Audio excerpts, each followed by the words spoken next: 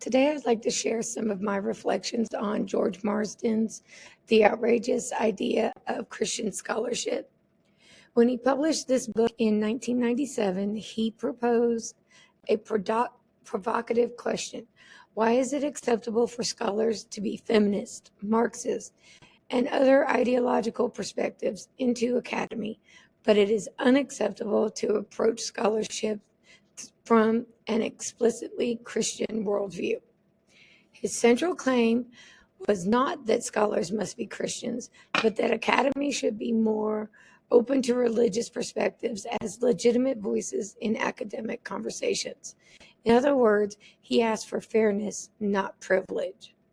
To understand why his idea was so controversial, it helps to consider that by the late 20th century, many American universities had distanced themselves from religious roots, embracing secular norms as the standard for academic legitimacy. Historians such as James Turner have shown that this shift happened gradually over the 19th and 20th centuries, as universities increasingly equated so-called neutral scholarship with non-religious perspectives. Against this backdrop, Marsden's proposal felt disruptive. Some even saw it as a threat to secular of objectivity. But Marsden did not call for the dismantling of academic standards. Instead, he pointed out that all scholars bring new ideas to their work. If Marxist historians can openly interpret the past through their ideological commitments, Marsden asked, why can't Christian historians do the same?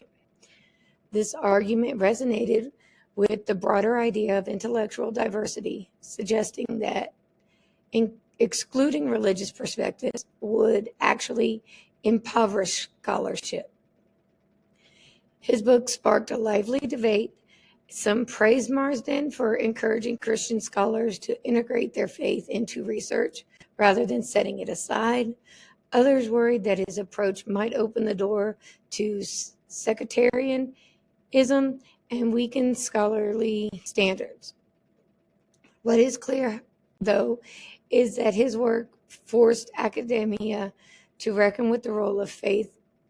In almost 30 years later, Marsden's argument still matters. In an age where universities claim to champion diversity, his book reminds us that includes differences in worldview. Christian scholarship is not about imposing faith on others. It's about enriching the conversation with perspectives that have too often been excluded.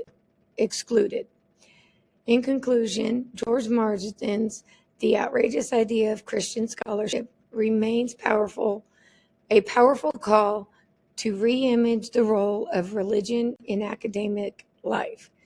It challenges both Christians and non-Christians to reflect on the values and we bring to scholarship, and to ask whether the academy is really as neutral as it claims to be.